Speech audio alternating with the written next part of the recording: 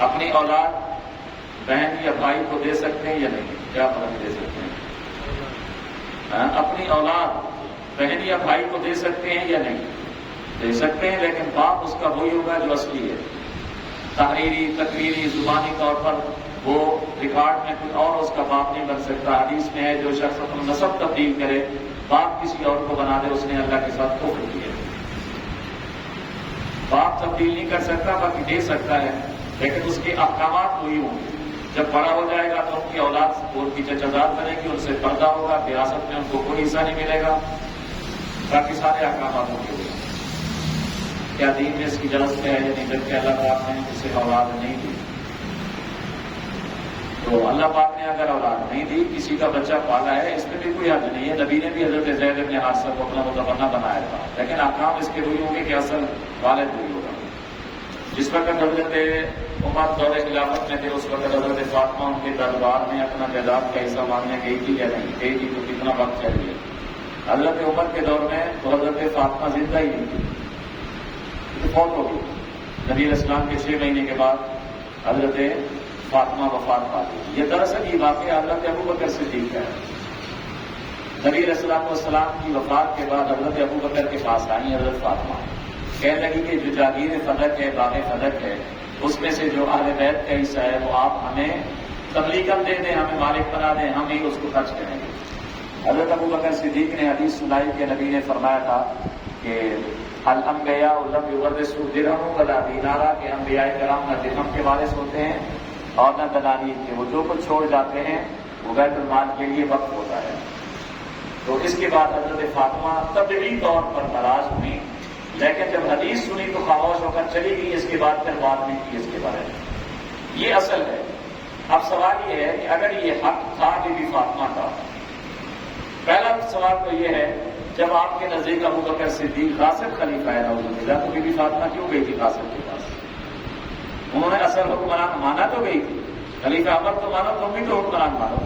دوسری بات یہ ہے اگر ابوبکر صدیق نے نہیں دی، ابوبکر صدیق نے اس جائیداد کو یا باغ فتح کو اپنے نام تو نہیں کرایا، وہ تو ویسے رہا، کھجوروں کا اقبال تھا۔ حضرت عمر کا دور آیا، وہ ویسے رہا۔ ابوبکر نے کہا فاطمہ میں یہ وعدہ کرتا ہوں اس باغ کی آمدنی جس طرح حضور خرچ کرتے تھے، 4 حصے غریبوں پر، 5واں حصہ اہل بیت پر، میں بھی اسی طرح خرچ کروں۔ انہوں نے تو اپنے بچوں کے نام نہیں کرایا، 4 حصے غریبوں پر، 5واں حصہ اہل بیت پر خرچ کیا کرتے تھے۔ حضرت عمر نے بھی اس طرح کیا، حضرت عثمان نے بھی اس طرح کیا۔ اب چوتھے خلیفہ آ گئے حضرت علی، حضرت فاطمہ کے شوہر، حسنین کے ابو، باغ وہی ہے، مالک آبادی ہیں، بیت المال کے بھی مالک ہیں۔ مولا علی نے کیا کیا؟ دے دیا فاطمہ کی اولاد کو، دے دیا، اہل بیت کو مالک بنا دیا، نہیں بنایا۔ اگر قصوروار ابوبکر صدیق ہیں تو قصوروار حضرت علی بھی ہیں، جبکہ نہ علی کا قصور ہے نہ ابوبکر صدیق کا قصور ہے۔ جس طرح نبی کے دور میں یہ بات کی آمدنی ہوتی رہی، اسی طرح حضرت علی تک چلتی ہے۔ حضرت محمد صلی اللہ علیہ وسلم کو نبوت کب اور کتنی عمر کے عرصے میں ملی؟ 40 سال کے عرصے میں ملی۔ فجر کی اذان میں الصلاۃ خیر من النوم والا فقرہ اضافی ہے، کیا یہ بدعت ہے یا کسی نبی یا صحابہ سے وارد ہے؟ ابو داؤد شریف میں ہے حضرت بلال آئے، نبی علیہ السلام کو صبح کی نماز کے لیے اٹھایا اور یہی جملہ بولا الصلاۃ خیر من النوم، اے اللہ کے نبی نماز نیند سے بہتر ہے۔ میرے نبی اٹھے اور حضرت بلال کو کہا کہ اب نبی نے فرمایا کہ بلال اس کو اب صبح کی اذان میں حی علی الفلاح کے بعد کہہ دیا کرو۔ یہ نبی کے حکم سے الصلاۃ خیر من النوم کا جملہ شروع ہوا، کسی صحابی نے اس کو شروع نہیں کیا۔ ابو داؤد شریف میں ہے۔ نماز جنازہ میں جل ثناؤ کا پڑھنا حدیث یا قرآن سے ثابت ہے یا نہیں؟ پھر حدیث میں یہ تو نہیں ہے کہ جی جنازے کے اندر تم یہ ثنا پڑھو جس میں جل ثناؤ ہے، لیکن نبی علیہ السلام نے ایک ثنا ایسی پڑھی جس میں یہ الفاظ بھی ہیں جل ثناؤ کا۔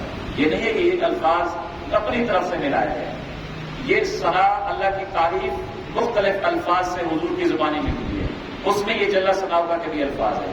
اس لیے بعض بزرگوں نے جنازے کی اندر کیونکہ دعا ہے، دعا کے اندر جتنا اللہ کی تعریف زیادہ ہو جائے تو وہ بہتر ہے، اس لیے انہوں نے کہا کہ جی جل ثناؤ کا کے الفاظ کو بھی ملا لو، اللہ کی تعریف زیادہ ہو جائے گی، قبولیت بڑھ جائے گی۔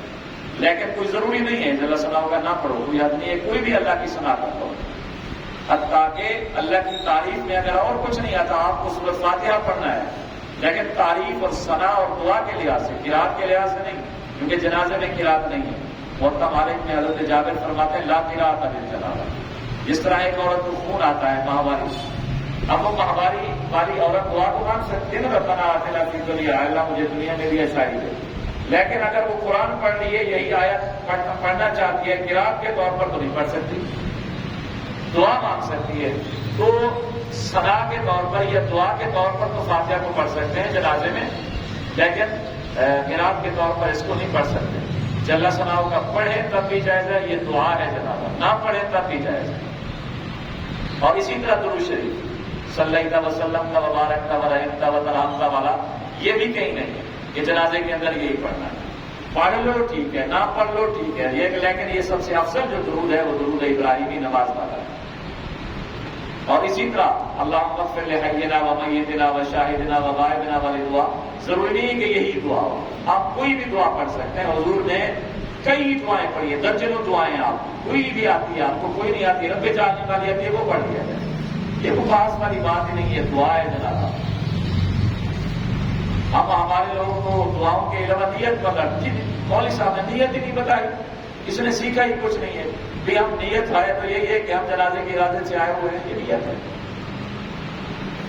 تکبیر تحریمہ میں کس وقت کھڑے ہونا چاہیے نماز کے لیے؟ فقہاء کرام نے احادیث کی روشنی میں یہ شرط لگائی ہے کہ حضور نے فرمایا کہ نماز کے صحیح ہونے کے لیے شرط ہے نماز صف کا سیدھا ہونا۔ آج بھی آپ جائیں تو سعودی عرب حرمین کے امام پہلے لفظ بولتے ہیں سووا صفوفکم، سد الخلل، خلل کو پر کر لو اور صفوں کو سیدھا کر لو، کیونکہ یہ نماز کے لیے شرط ہے۔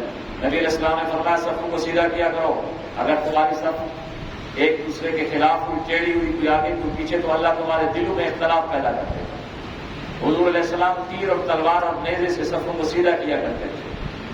حضور نے فرمایا کہ ٹخنوں کے سامنے ٹخنا ہونا چاہیے، ایڑی ایڑی کے برابر ہونا چاہیے، کندھا کندھے کے برابر ہونا چاہیے، یہ نہیں ہے کہ ملا ہوا ہونا چاہیے۔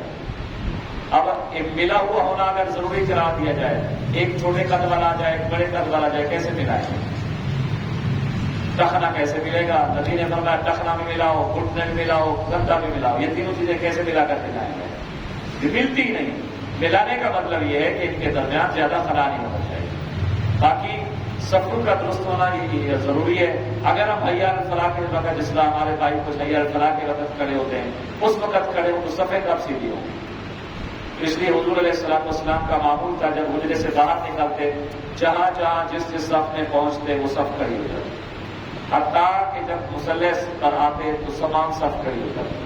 اگر صفیں سیدھی ہیں، حی علی الفلاح کے وقت بھی کھڑا ہو جائے کوئی حد نہیں ہے۔ بعض فقہاء کرام نے لکھا ہے کہ تمہارے بیٹھنے کی آخری حد حی علی الفلاح ہوتی ہے، اس کے بعد تمہیں سے کوئی بندہ بیٹھا نہیں رہنا چاہیے۔ اس بات کو بعض لوگوں نے لے لیا کہ جی بس کھڑے ہی حی علی الفلاح کے وقت ہونا چاہیے۔